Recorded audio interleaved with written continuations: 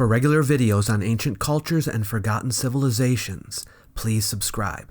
If you would like to support the channel and become part of our ancient history fan community, visit patreon.com/World of Antiquity.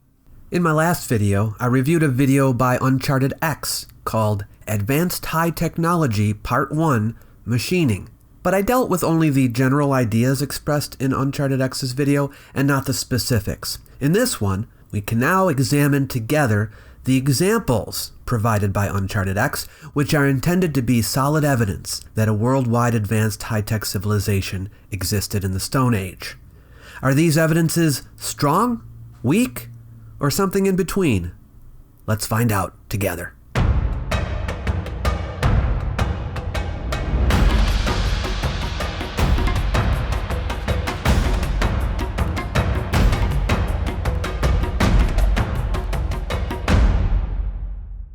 Before we begin, I should mention that Ben Van Kerkwijk, the proprietor of UnchartedX, sticks with examples from Egypt in his machining video. Obviously, we shouldn't expect that he can, in one video, give all the evidence that exists for a global high-tech civilization in the Stone Age. All we can do is see how well these particular evidences from Egypt hold up.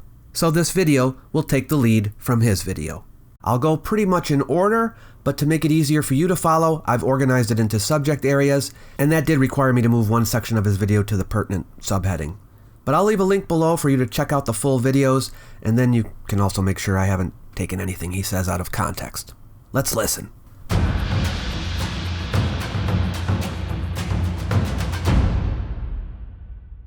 Let's get down to some examples of ancient high technology. I've grouped these examples into categories, and this will be a two-part video in order to cover as many of them as I can. I also will be dividing my video response. I want to ask you, the viewer, what would you consider evidence of high technology? Think about what people maybe 1,000 years from now in the future might find from our society that would inform them about our level of technology. Might they find, for example, the remains of laptops, automobile parts, fragments of planes, cell phones, broken television sets, partially preserved transmission towers, pieces of kitchen appliances, power tool parts, dead hard drives, dead motherboards, copper wires, broken Alexa devices, headphones, video game consoles, joysticks. We could go on and on, right? Now, from what I can tell, Ben believes that a society existed that had technology equal or greater to our own. Is this true, Ben? Maybe he can clarify. This is why it concerns me when I see people providing evidence that consists solely of looking at marks made on stones. And I want to start with the evidence for machining. By this term, I mean the marks and indications of advanced tools that have been used to cut or shape stone blocks and objects, and these tools are definitely not found in the archaeological record. The examples take the form of saw cuts and machining marks, and tube drill holes and cores, striations and lines of varying fineness that indicate degrees of machining. Ben speaks of machining. There were machines in ancient times, powered by humans or animals, but he clearly doesn't mean them. He seems to be talking about electric-powered or fuel-powered machines, but he remains vague about that. It's hard to judge whether a claim has merit if we don't get the full claim. Different types of machine have different tells, right? If we're going to be able to distinguish between a machine powered by humans or animals and a machine powered by whatever Ben thinks they were powered by, we need to know how the marks on the stone would differ. And hopefully it will be something we can measure instead of just eyeball. Ben doesn't equip us with that information before going in. I watched the whole video and still don't know how the tools he is envisioning were powered. If we know how they were powered, we can then look not only for the tools themselves, but also for the power sources and the means for conveying that power. Many of the objects with such marks come from sites known to exist during the Old Kingdom period of ancient Egypt, or from other parts of the world that also had an equivalent Bronze Age technology, typically with no access to iron or steel tools. The tools that are found that come from these periods are primitive hand tools, flint knives, copper or bronze chisels, adzes, or stone pounders. These do not produce machining marks, and clearly none of them were mechanized or powered. Question for Ben. If these objects could be made with iron or steel tools, would you concede that electrically powered or fuel-powered machines were not necessary to make these objects? Remember now, if you want to date these cuts to an entirely new hypothetical time period, you have to not only disprove that they were made in the Bronze Age, but you have to disprove that they were made in all ages other than your own. What's more, the Old Kingdom was not thought to have had access to the wheel, yet in many Old Kingdom locations we can see the evidence for precise and powerful tools that certainly operated on principles involving the wheel and that seem to have cut through incredibly tough material like granite, diorite or basalt with seeming ease. The Old Kingdom had circular objects, even machines with circular parts. There's a difference between not using wheels and not knowing what a wheel is. The Egyptians interacted with their neighbors, and their neighbors did have wheels, so they knew all about wheels. They just preferred to use their watercraft for travel. Some of these machining marks left consistent and measurable arcs that we can use to estimate the saw's size. And these tools must have been truly monstrous. They must also have been powered by some mechanism. He's implying that the blades were so humongous that they could not be turned fast enough by human-powered machines. Size is a big part of his argument. Let's see how he uses the measurement of the arcs to determine the size of the tools. Perhaps my favourite example of what must have been just a huge circular saw, or perhaps a swing saw, is found at the Old Kingdom site of Abu Sir. This megalithic block of basalt that sits in front of one of the several pyramids on that site looks much like many others that are found here, yet a close examination reveals some astonishing characteristics. Ben never says in what part of Abu Sir he is or what building this block comes from, so I had to go find out for you. This block was part of the lower portion of a wall from the funerary temple of King Niuserre from the 5th dynasty in his pyramid complex. Interestingly, blocks of the same type with these distinctive cuts are found not only here at Abu Sir, but also at Giza, most notably in the temple on the east face of the Great Pyramid. Archaeologists have examined and measured them all in order to form an educated opinion about these blocks and how they were cut. Ben will be pleased to know that they've concluded that the markings were indeed made by a saw blade. 2 of the blocks have near vertical plunge cuts, which definitely indicate the work of a saw. So far, so good. The shape and size of the saw is important here. A large circular blade would be more likely to have been powered electrically than, say, a drag saw, which could very well be human-powered. The good news is that archaeologists have been able to ascertain the kind of saw and the size of the saw from these marks. The top of this block, although weathered from millennia in the desert, has clearly been cut by a blade that has a very distinctive circular arc to it. It left obvious striations and grooves in its passing, indicating a rapid rate of cutting through this very hard material, and a bit of water poured over the block shows these marks very clearly. These striations, or parallel grooves, are about 2 millimeters apart and up to a 0.5 millimeter deep. If you were looking at it from the side, the surface would resemble a sine curve. Now, Ben says the striations indicate a rapid rate of cutting. The speed of the cutting is the key here. But how can we determine how fast the stone was cut?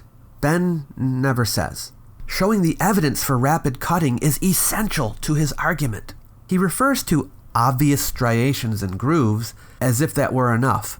But any saw, fast or slow, can make striations. Striations are not speed marks.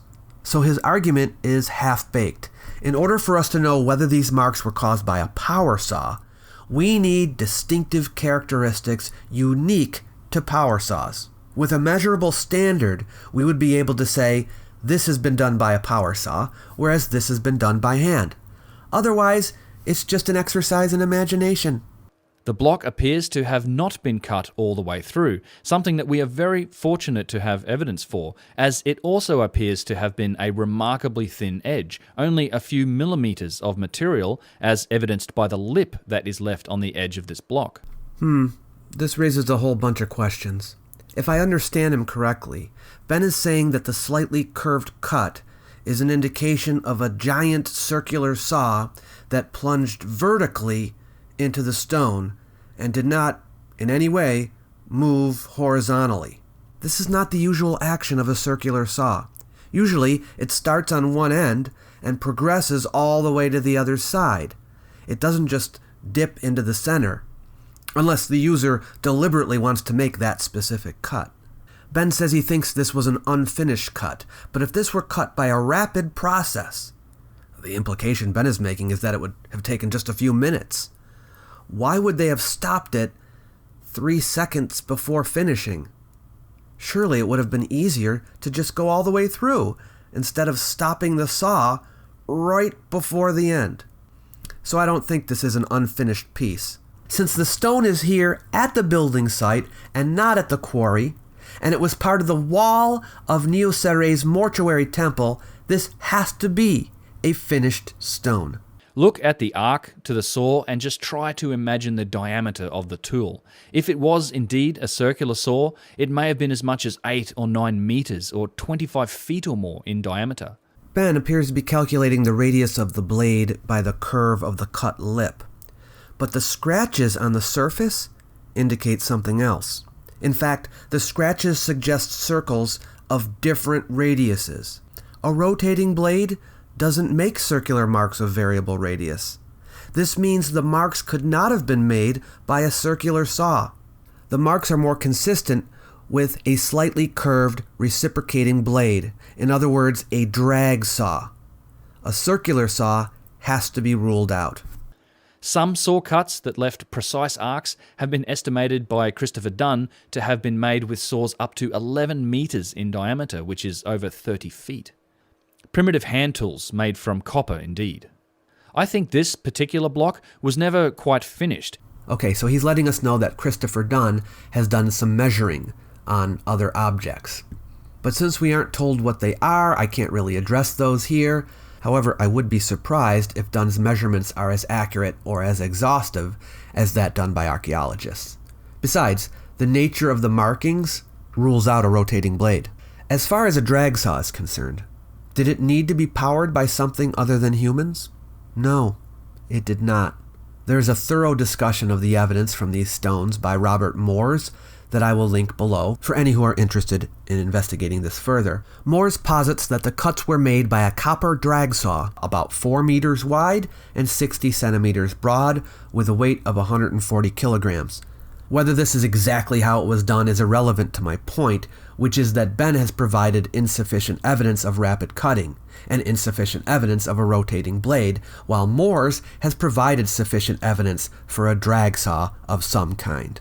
And it seems likely to me that many of the other basalt blocks that form part of the megalithic floors and walls on this site were likely cut in a similar fashion, and then they were polished to an astonishing level of flatness, which removed the grooves and the striation marks from the cut. UnchartedX is referring to basalt stones of the same type as the ones we've discussed already. So, just more of the same. He brings up polishing for the first time. He will again. So this is a new evidence of machining, I guess. But does Ben believe that polishing can be done only by machines? I wouldn't think so. At this point, I can only assume he has found evidence of high-speed polishing. I am curious how he determines how fast the polishing was done. Since this is clearly a street, probably in use for centuries, then the surface of the rocks would be affected by people walking on them every day. You ever see stone-paved roads or walk paths that have been used for a long time? They wear, right? So why is he examining their surfaces as if they haven't been touched since they were made? At Giza and on other sites, we have actual saw cuts that were started and not finished. The basalt floor to the east of the Great Pyramid has several such marks made into it. Just a reminder that we all agree that these are saw cuts. The disagreement is about how fast they were cut. A close examination of the granite box inside the King's Chamber of the Great Pyramid also reveals the striations and markings of great saws that were used to cut and shape it. I see markings similar to the ones we've looked at, yeah. The logical conclusion is that a drag saw was used on it.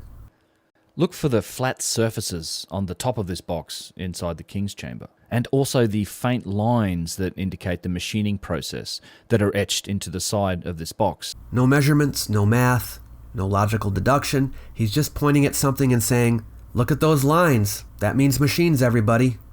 Maybe he goes into more detail elsewhere, but it's disappointing it's not in the video that purports to provide definitive evidence of power machining. Mechanical engineer Dennis Stocks mathematically calculated the sawing rates and drilling rates on the granite sarcophagus of Khufu, according to Egyptian technology, and determined that it would have taken 28,000 worker hours to complete it. For us, that might be considered a long time, but for the ancient people, I don't think so. Even if it were, say, 3 times that, it still could have been accomplished within a 2-year period. When it comes to these types of boxes, these giant saws were obviously also used to cut the lids from the same original block of stone that the boxes themselves were shaped from. And in the Egyptian Museum in Cairo, there is what's known as the unfinished box. It has a huge saw cut showing how the lid was being removed from the back of the stone block. Even Sir Flinders Petrie, whose testimony Ben has held in esteem, after examination concluded that these were cut with a copper drag saw. And just as a reminder, using circular saws like this isn't the typical way any civilization quarries stone, right up until we get into the modern mechanized age. I'm confused why he sometimes argues that a curved mark indicates a circular saw, and at other times, like here, he argues that a straight line indicates a circular saw. Mind you, I'm not saying that a circular saw cannot make both kinds of cuts. I'm asking how no matter what kind of cut we find, Ben thinks it necessarily indicates a circular saw. In these days, we do indeed use huge circular saws or swing saws or other types of mechanized saws in order to cut granite.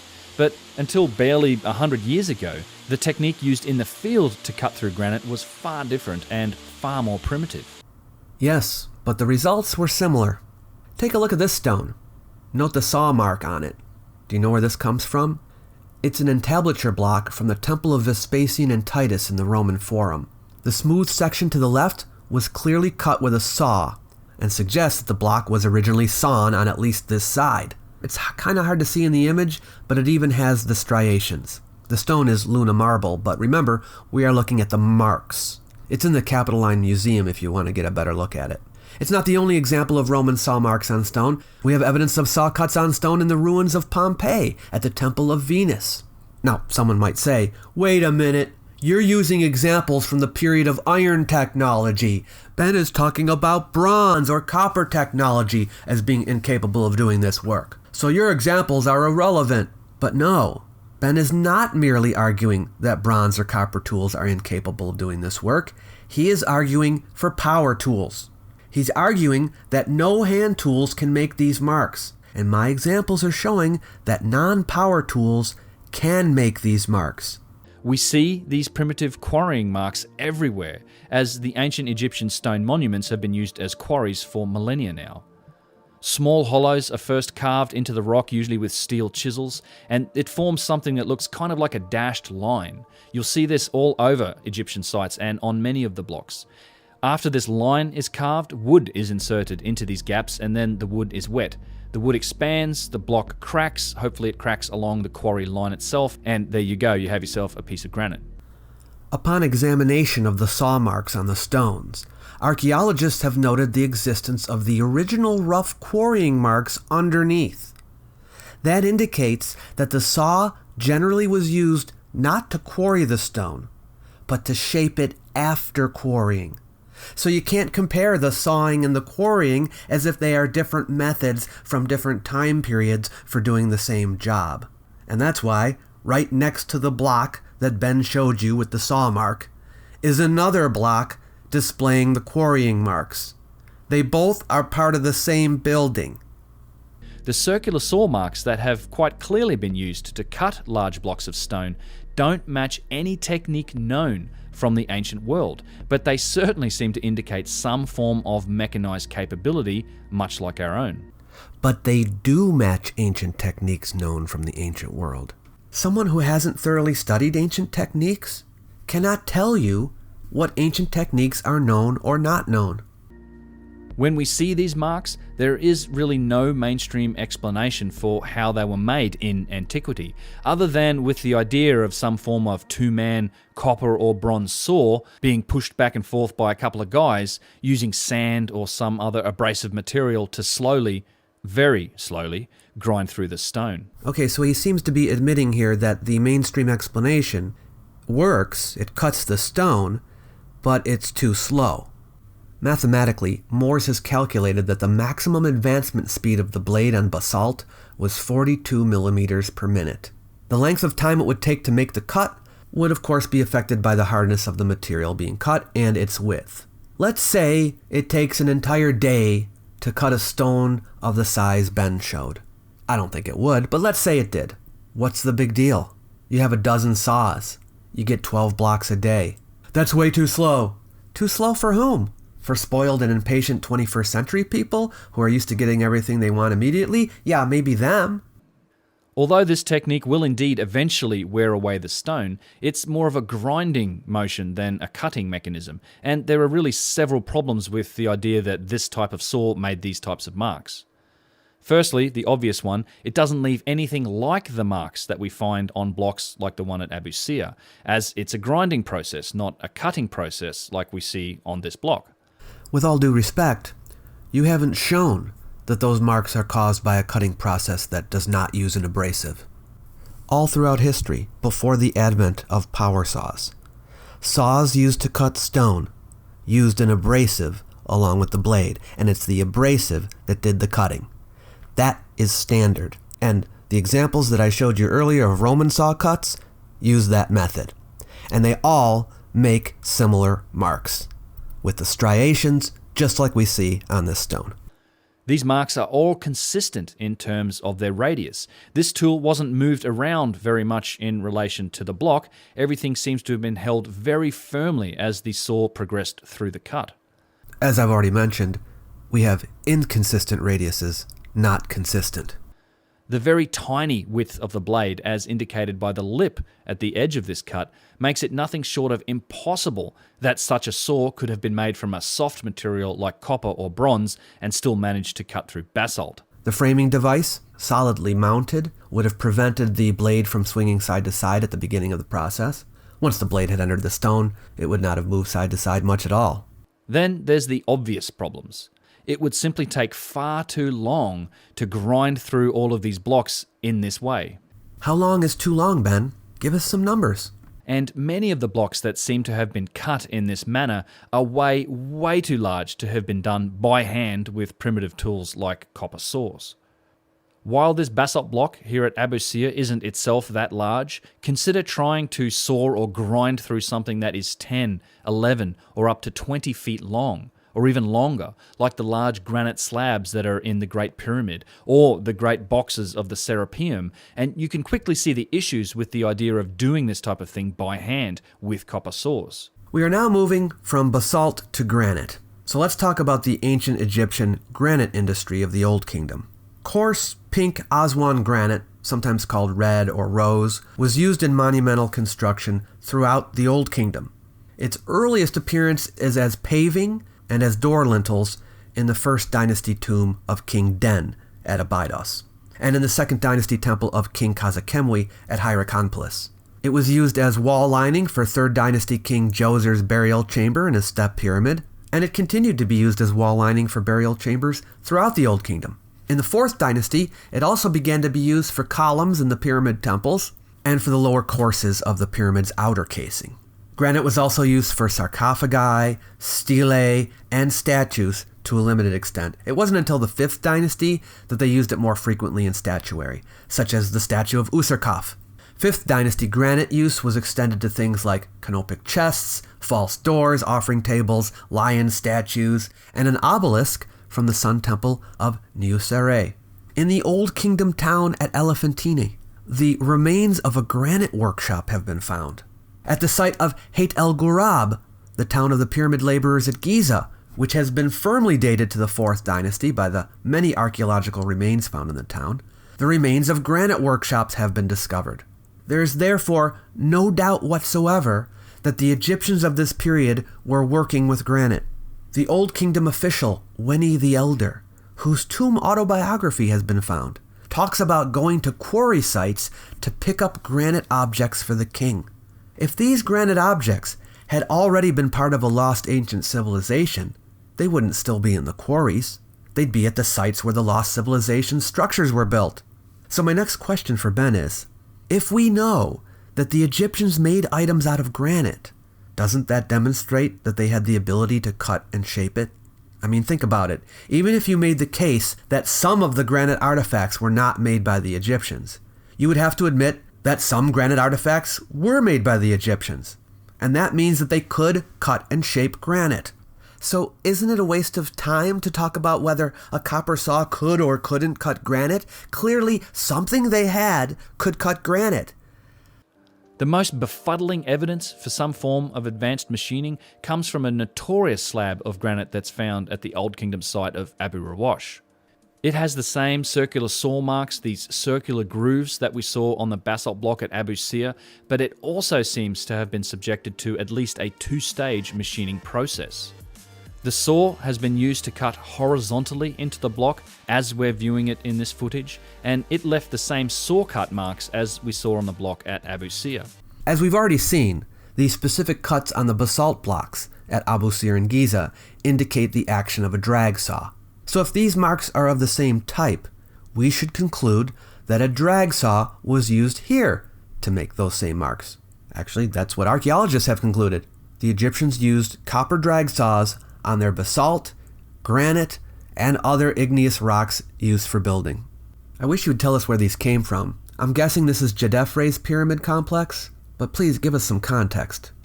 However, it also has a machined lip that's been cut vertically into this cut surface, as if a very large circular saw or wheel was used to cut just a small amount out vertically, shown by this slight yet consistent concave arc to this second cut. This is a very complex mechanical signature. It's not something that could have been made with hand tools, and frankly it bends my mind a little bit trying to imagine just how this series of cuts were made. So when there's a straight cut, that's evidence of a machine tool, and when it's not a straight cut, it's also evidence of a machine tool. How is this even falsifiable?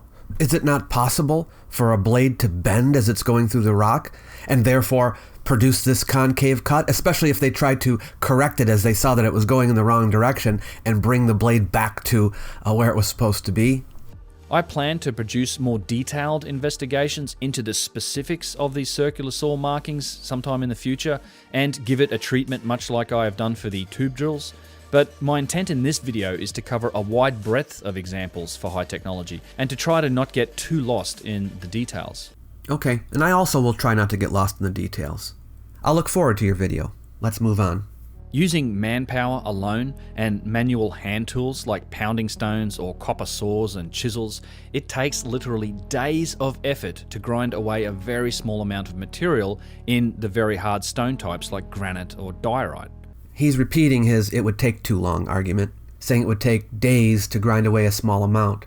But we still have no hard numbers. How many days? How much is a small amount? If we have those figures, we can do the math and settle this once and for all.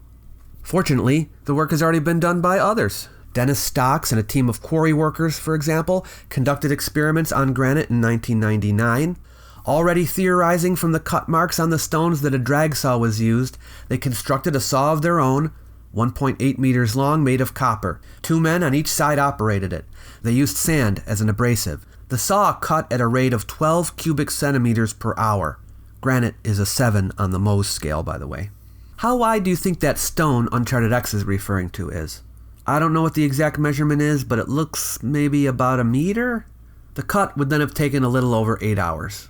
That doesn't seem prohibitive to me. Does it to you? Why then do we find clear evidence for overcuts in so many objects and slabs? We find these overcuts on the precision statues of ancient Egypt. You can find these overcuts under the arms or at the edge of the seat. You also tend to see tube drill holes drilled between the feet. I'm not sure what he means by overcuts. He seems to be referring to cuts made near the end of the sculpting process, but I don't know. And UnchartedX doesn't explain how an overcut signifies a power tool. I don't see any reason why it should. And these cuts are small and would not have taken any longer than any other cuts, would they? So Ben, could you please clear up what you mean? I'm also confused why he's looking at statues of Egyptians to bolster a claim that the statues aren't of Egyptian origin. Do you get that? There are other machining marks that seem to indicate some form of powerful industrial process was used to shape and finish the stone. One of the best examples is this remarkable slab tucked away in a corner at Abu Sir that has many such markings on it. Blades or saws have dipped into the material and then backed out, and cuts have been adjusted. I can only describe this block as having been machined. It's very flat, its corners and angles are very precise, and there are power tool markings all over it that seem almost delicate in their application. Even the end of this slab appears to have been cut through, and then you can see where the stone was broken away. And just look at the flatness of the surfaces and the sharpness of the angles. I really hope this slab is left where it is. It seems small enough that it could be relatively easily carried away, and I'm looking forward to examining it one more time when we visit Abu Sir again later this year.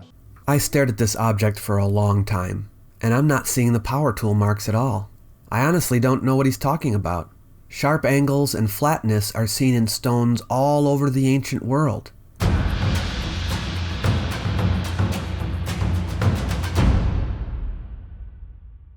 Speaking of tube drills, or core drills, they're yet another example of machining marks that are not explainable by the tools or techniques in the archaeological record. As Ben is well aware, experiments have been done to recreate these holes with ancient tools. In 1983, Leonard Gorlick and John Gwinnett set out to resolve the question of whether Sir Flinders Petrie was correct that a copper blade with an abrasive could not possibly make the markings we see in the tube drill holes.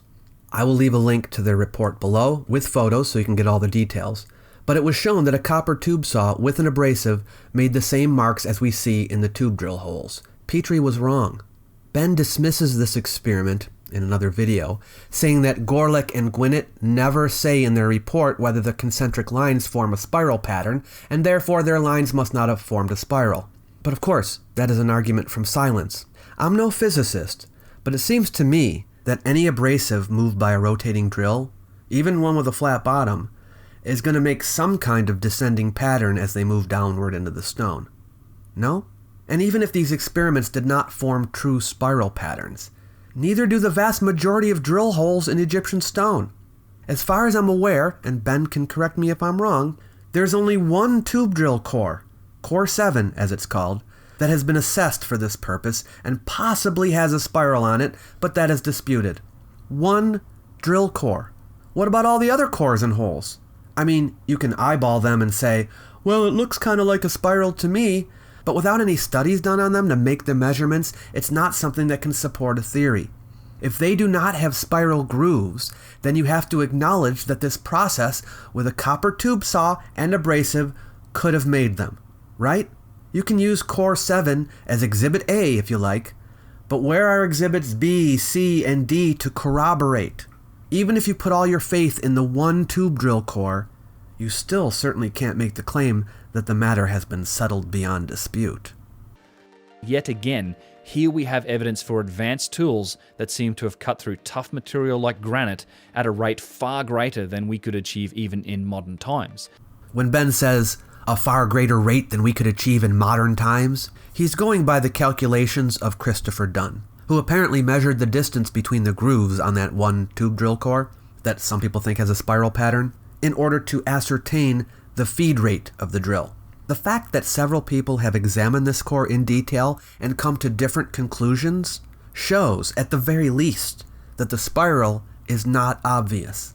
If it is extremely difficult to make out a clear path of the spiral on these holes and cores, and the spaces between the lines are inconsistent, anyone that claims they were able to measure feed rate to within 1/1000th of an inch is not being honest about their limitations. I have another question for Ben. How do you explain the images in Egyptian art of Egyptian stone workers using drills to drill stone? whether stone blocks or stone vessels. If you believe that the Egyptians did cut holes, then where are these holes in the archaeological record? I expect that you might say, only the holes from the Middle Kingdom and the New Kingdom or something like that. He really wants to set the Old Kingdom apart. But what if holes were found from, say, the New Kingdom, and they had what appears to be a spiral pattern on them? What would you say then? On the Scientists Against Myths channel, they demonstrated how one person can drill a hole in granite with a copper tube drill as in Egyptian art. They cut 50 millimeters deep in 8 hours. If you look at the grooves made in the core, you can see they are just as deep as in the Egyptian examples. And why is it shaped like that? Because the drill bit is wobbling during drilling, and at the top it is wobbling heavier, because at the bottom it is thrusting against the material. Wobbling means traveling like that? Yes, it is traveling and thus grinding more granite at the top. That's why the bore is V-shaped in the cross-section. And this is our counter-argument to the frequent statement that ancient Egyptians could not make things like that. It is argued that if one tries to drill granite with a copper tube, it will go blunt very soon. But here we see quite the opposite. Can you show this? Yes, the tube does not go blunt, but becomes sharper. In other words, our drill bit is self-sharpening. Yes, it is a self-sharpening drill bit. I'm not sure if it is visible here, but the wall thickness has decreased. I recommend to anyone interested in the process to watch the whole video. And if you'd like some clarification of that claim, please do watch the documentary about it on my channel. There's a link below. I went and watched his documentary, 90 minutes long, and, somewhat disappointingly, the whole thing was pretty much all about Core 7, and none of the other holes or cores. Let me ask you, the audience, if you knew that an Egyptian stone drilling industry existed, and that many of the holes and cores that have been found do not contradict this idea, but found one tube drill core that looks like it has a spiral groove on it, would that be sufficient evidence to posit that an entirely different unknown civilization made it? Or would the principle of parsimony come into play? It's a good rule of thumb, actually. Would the principle of parsimony move you to conclude simply that this was probably made by the Egyptians, but perhaps in a way you don't fully understand? Or maybe that you're reading a little too much into it. Wouldn't you agree that in order for you to posit an entirely new civilization, there would need to be a preponderance of evidence?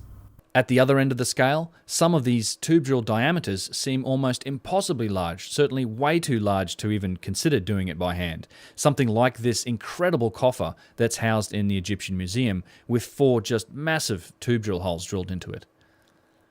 These tube drills have also been used to make some very complex objects, like this one, which is a hole, a tube drill hole, that's been drilled into a core from a larger tube drill, which is also housed in a museum. I honestly don't see how this couldn't have been done by hand. This block that's being shown by Yusuf Ayawan was, at least last time we saw it, located at Giza. It's another example of a hole drilled into a larger piece that may actually be something from another tube drill. But sadly, this block is now missing. It's no longer at Giza, at least we couldn't find it. And this is an all too common occurrence for evidence that doesn't really fit the mainstream narrative. Ooh. Notice how Ben, when unable to find an artifact personally, immediately jumps to the conclusion that there is an academic conspiracy trying to hide it, despite the fact that he just showed items on display in museums that show evidence of the tube drill's work, labeled as such. If someone wanted to hide evidence of a phenomenon, they wouldn't hide a small portion of it and leave most of the evidence out and around for everybody to see. And scholars wouldn't be openly writing about it either. It reminds me of the Facebook post that says, "Facebook doesn't want you to see this. Click on it now before they ban it."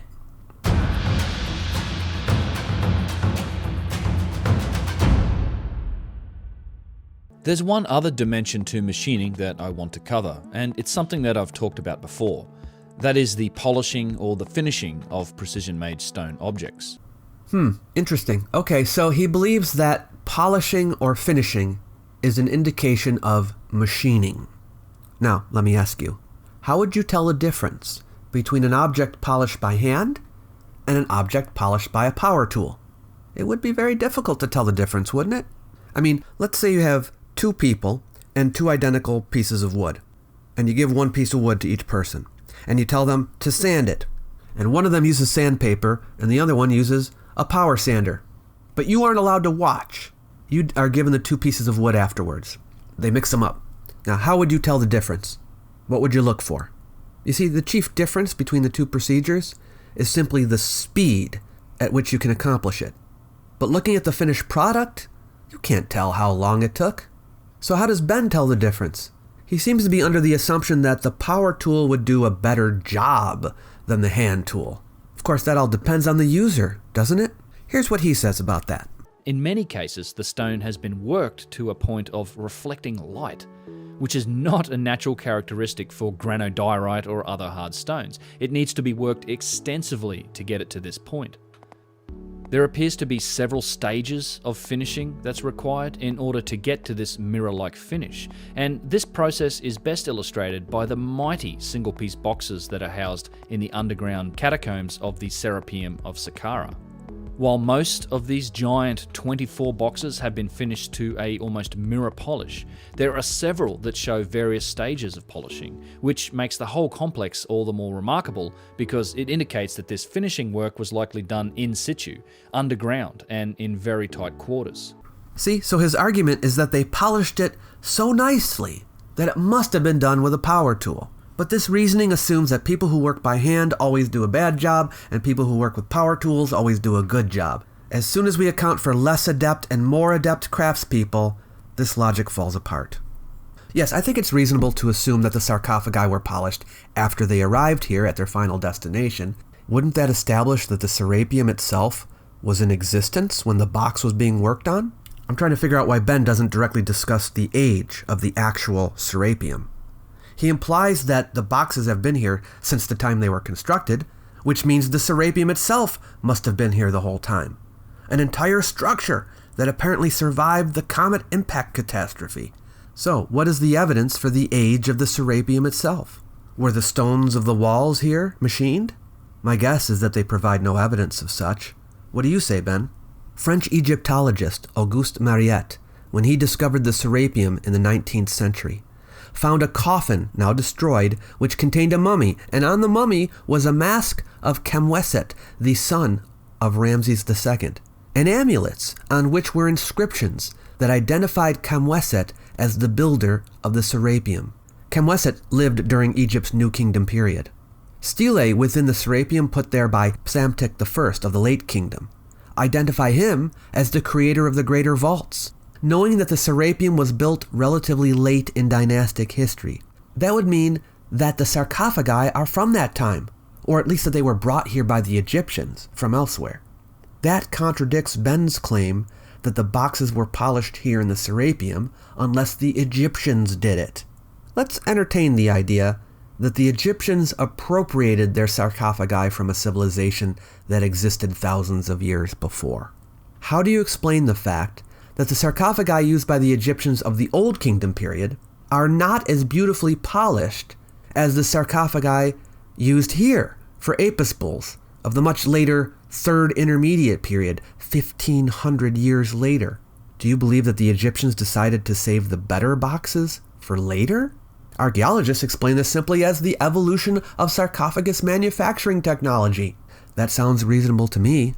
It doesn't seem reasonable to me that the Egyptians would space out their use of artifacts from an ancient lost civilization over many centuries, deliberately using the less refined ones first and the more refined ones later.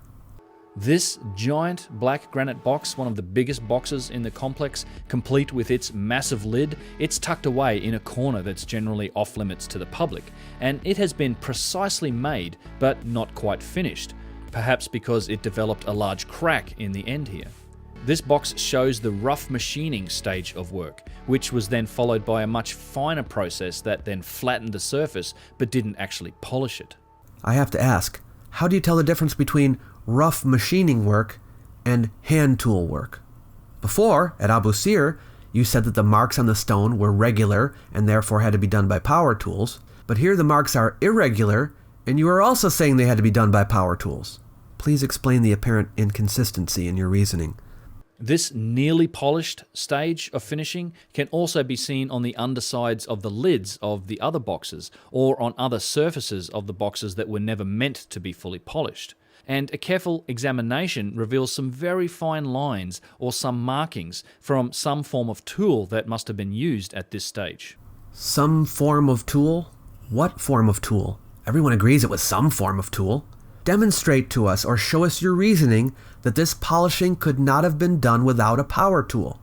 Then, lastly, we have the actual polishing stage that brings the material to the point of reflecting light. Even while covered in dust, the perfect nature of the finish on these boxes really is remarkable, particularly in some of the interior spaces in the boxes, which appear to have been polished almost perfectly. It would seem that the Egyptians not only can't do perfect, they can't do almost perfect either. He uses the word perfection a lot. Perfection is in the eye of the beholder, of course. More importantly, it's a value judgment, not a scientific term. Science will give you the measurements, and the precision of the measurement will depend on the precision of the measuring tool. But Ben just says perfect, in much the same way as I would say it about a pizza from my favorite Italian restaurant. Is the finish shiny? Yeah, it's shiny. But what's not Egyptian about it? Let me remind everybody that he just showed us a box with a crack in it. And he showed us dents in the sides of some of these. These pockmarks were made, as you can see, before the polishing was done. So what does that tell us? It tells us that whatever culture made this was capable of botching their work. Can this hypothetical advanced culture mess up too? If that's the case, why does he consistently use the word perfection as an identifying characteristic of this culture? A crack is not perfect, it's a mistake. I guess his view is that this advanced society is capable of both perfection and imperfection. But Egyptian culture was capable only of imperfection. This seems to me to be his a priori premise. In other words, instead of examining Egyptian artifacts and drawing conclusions about the capabilities of the Egyptians based on the empirical evidence, he first has concluded that the Egyptians are not capable of perfection, and then divides the artifacts into Egyptian and non-Egyptian on that basis. This is a variation of the no true Scotsman fallacy. Egyptians never made anything perfect. Well, what about this perfect artifact? Well, that's not truly Egyptian. This is not a process nor a chemical that we know of. Our granite blocks and the slabs that we use are polished with mechanical devices and varying levels of grit before they're shipped to your house and installed as a kitchen counter. Now, the orthodox explanation for this polishing is, of course, cast in the light of the primitive capabilities of the ancient Egyptians. Academics claim that this polishing was done simply by rubbing sand and rocks onto the surface. He keeps speaking about the mirror-like finish of the stone as if it were an unusually remarkable achievement. Some types of stone are more difficult to polish to a glossy finish than others, but granite is one of the easy ones. In fact, there are how-to videos all over YouTube that teach people how to polish granite to a shiny finish at home. And guess what's commonly used? Sandpaper. You can do it with or without a power tool.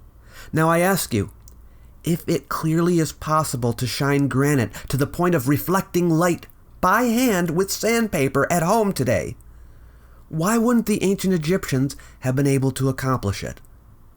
While this seems fairly ridiculous, this might actually be a plausible technique for polishing a flat surface, never mind how you got the surface flat in the first place.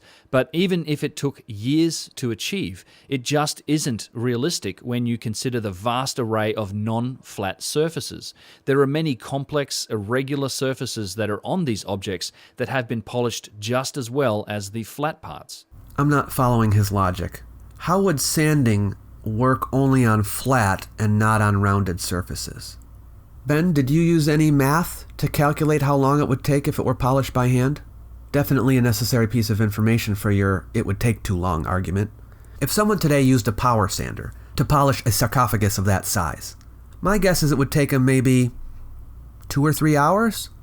And if a power sander were, say, 500 times faster, what's that, 1,500 hours to do it by hand?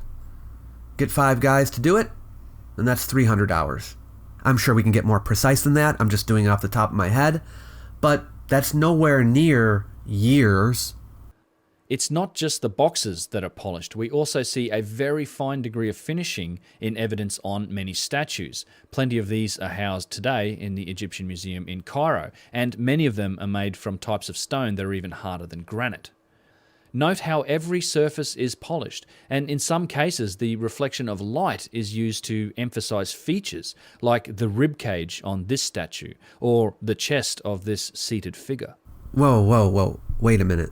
Doesn't the evidence of polishing on Egyptian statues show that the process was known by Egyptians? You'd think. But Ben would say that these statues aren't Egyptian. But they are statues of Egyptians. These are clearly Egyptians. They're the same as in Egyptian art, which Ben acknowledges as Egyptian. So I don't get it. I guess that leads to my next question. Do you believe that these statues are of Egyptian people?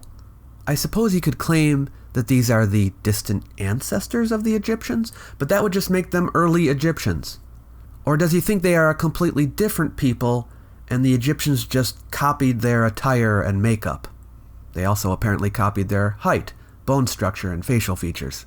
Does Ben think that the inhabitants of his advanced lost civilization, which covered the entire globe according to him, all look like Egyptians? If they had advanced technology, wouldn't they have worn advanced clothing? Or was their textile industry not advanced? Surely Ben must know that we can identify the visage of particular kings. While it's true that some kings' faces look very similar to one another's, there are many kings whose faces we can recognize, and they have numerous statues with those faces. If they stole statues that they happened to find laying around, left over from an ancient lost civilization wiped out by a cataclysm, what we would expect to get is inconsistency, not consistency in the way a king looks. I mean, what would be the chances that a king happened to find a bunch of beautiful statues from a destroyed civilization that happened to all bear the same face that he could use for himself? And that this process continued for thousands of years? I mean, how is it possible that in the New Kingdom, for example, beautiful statuary would still be available? And don't tell me that they just took earlier kings' statues. This statue of Thutmose III has no writing on it that was covered over. If Thutmose III stole this statue and wrote his name on it, he was the first to do so. So where did he find it? And why were there still so many left? And think of the numerous nobles, non-royals, who had statues of this nature. Were these magnificent works from a lost civilization so undesired by kings that they would be laying around in mint condition for nobles to take at their leisure? And when we're talking about thousands of years laying around while Egyptian civilization developed, yes, that's a leisurely pace. Personally, I think Ben would be stretching our credulity to the limits if he argued that these statues do not represent Egyptians, especially considering the fact that other civilizations at the same time were making smooth statuary too. But you see, if Ben gives in and admits that these statues, which are polished so well, were created by Egyptians, then he would have to admit that the polish on the sarcophagi could have been done by Egyptians, and he doesn't want to do that because it would kick out one of the supports of his argument. Another thing he doesn't seem to have considered is the polished stelae of ancient Egypt. Stelae, as you may know, are monuments whose sole purpose is to put writing on display. Here is the beautiful, polished black granodiorite stela of Nectanebo I, and there are many like it. But since the polish goes right up to the edges of the letters, and even in between them, we know that the stela has only been written on once. It was polished first, then written on. The writing is Egyptian, so either the stela itself is Egyptian, or the Egyptians just so happen to keep finding blank stelas ready-made for them to write on? Which do you think is more probable? And of course, many other countries were making polished stelae as well. There are a lot of statues in this style. The body of the figure is deliberately positioned so that the skirt can provide a writing surface for the inscription. You can tell that the statue was made to display the inscription. The inscription is an integral part of the statue. It wasn't something that was decided to be put on there after the fact.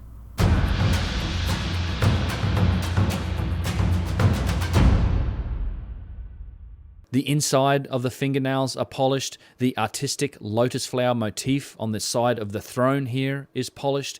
And this polished finish, which when shown next to the writing, shows us one of the hugely obvious contradiction when it comes to the varying level of technologies that we observe in ancient Egypt. The technology reflected in the writing on this statue does not remotely reflect the technology that was used to make the statue itself. It doesn't even come close. Just as alternative researchers go from site to site, separating the good parts from the bad parts, and attributing the good parts to a lost advanced civilization from the Stone Age and the bad parts to the indigenous peoples, so here Ben is now doing the same thing with single objects. Whatever he considers to be less impressive must have been done by the natives. The glyphs carved into these objects display the signature and the marks that handheld chisels leave when used on stone in a manner like this. Compared to the object itself, the writing is generally always pretty rough work. The builders obviously had the ability to polish any surface at any angle, as I've just shown, yet the writings are never polished, even in large symbols with plenty of space. Look at this box, for example.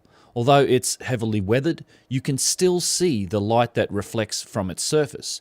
Yet, despite it being utterly covered in hieroglyphs, you can see the obvious hand tool nature of the work and how the writings were made by chipping away at the polished stone. Yes, because why would anyone engrave an object before it was finished?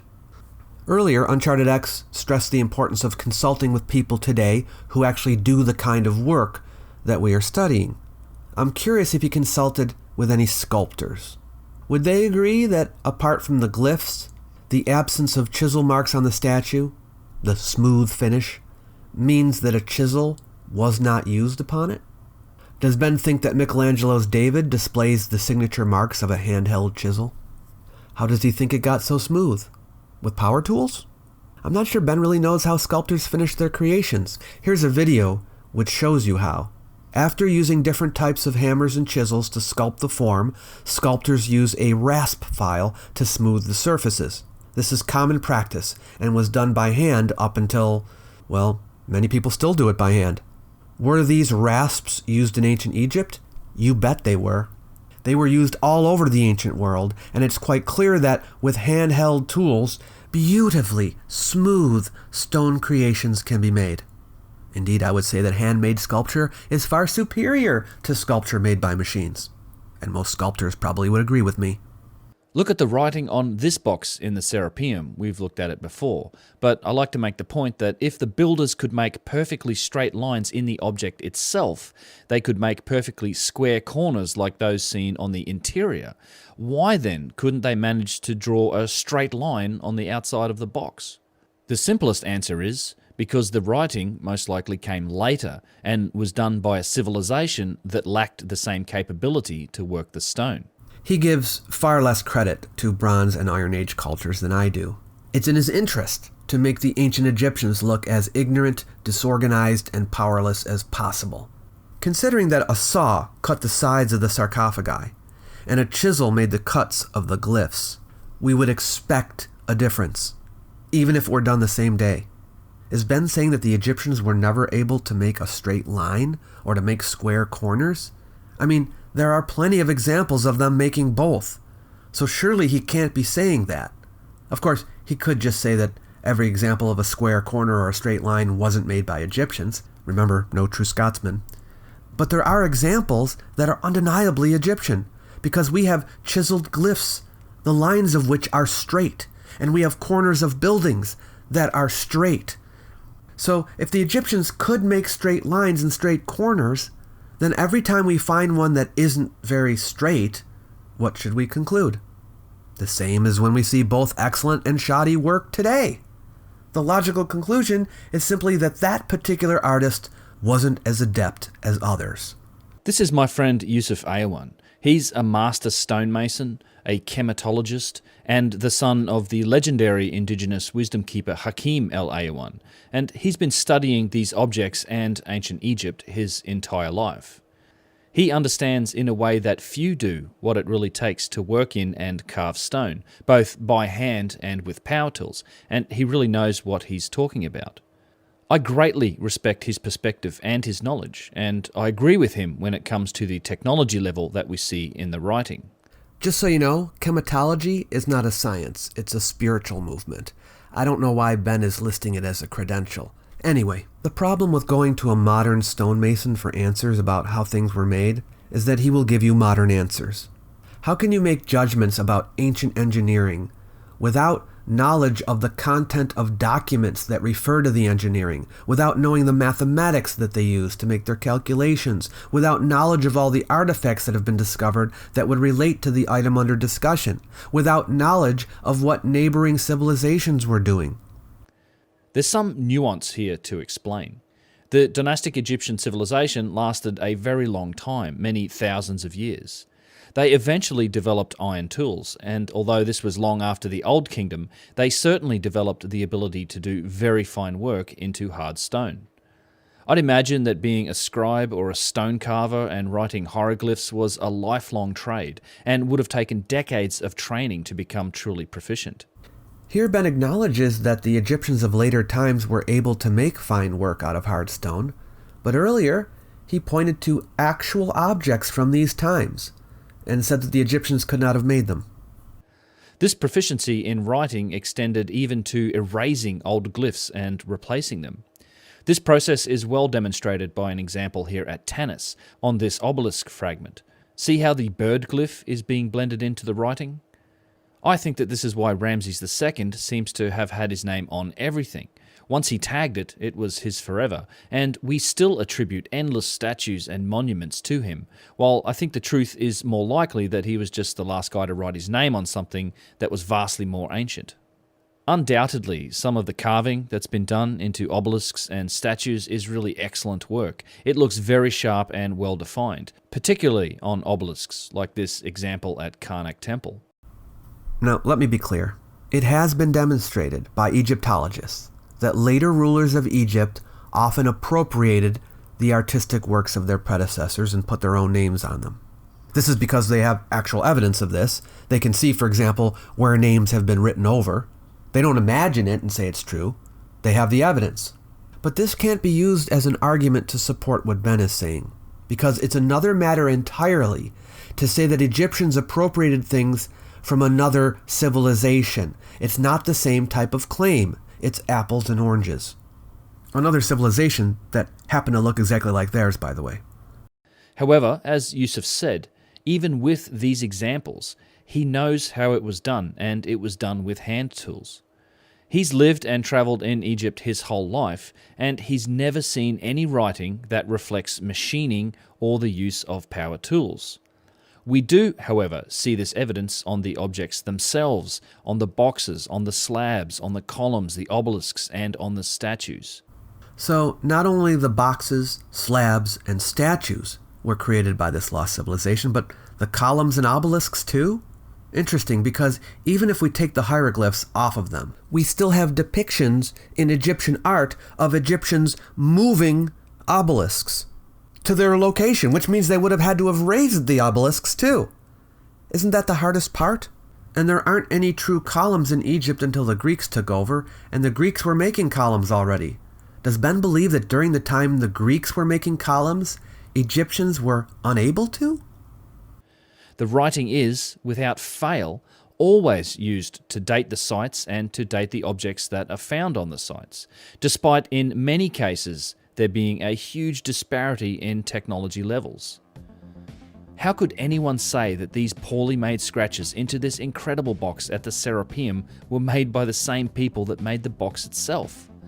Yet this is exactly how we date and relate this site and its objects. At the Serapeum, this box is considered to be the most valuable because it has writing on it. I would prefer to call this what it is, a priceless, high-technology, ancient object that was inherited and then vandalized with a chisel by a later and far less capable ancient culture. This ignores the fact that the Egyptians had a widespread sarcophagus industry, which is documented in their writings and in archaeological remains. Here's another question for Ben. Do you think that in a single society, the same people do both the sculpting and the engraving? Or do you think that in a large society there would be a division of labor? According to what we read in Egyptian writings and see in Egyptian art, the craftsmen that made the statues are not the same as the ones that did the engraving. That being the case, I have this follow-up question. Were all craftspeople in Egypt, do you think, equally skilled at their craft? Or do you think that, as in our own society, some were better at it than others? If you think that some were better than others, then difference in ability does not necessarily equate to difference of civilization, does it? Let's look at the wider picture here for a second. Believers in a lost advanced civilization know that the writings contradict their claims. So by finding a way that they can dismiss the evidence of the writings, they can disregard them altogether when dating artifacts, even if the writing is directly on the artifact, and even if the writing says explicitly that the object was made contemporarily. This is far too convenient, in my opinion. Maybe it's high time that we opened our eyes and used some of our own high technology capability in order to reevaluate these ancient places, so that we might get just a few steps closer to the truth. If you go away from this video remembering anything, I would suggest this important point. Never, ever judge an ancient society by modern standards. Thank you for watching. I hope you got something out of it. If you'd like a transcript of this video, I will leave a link to it in the description below the video. All I ask for in return is for you to join my mailing list. Please don't forget to subscribe and share the video if you believe these issues need further discussion.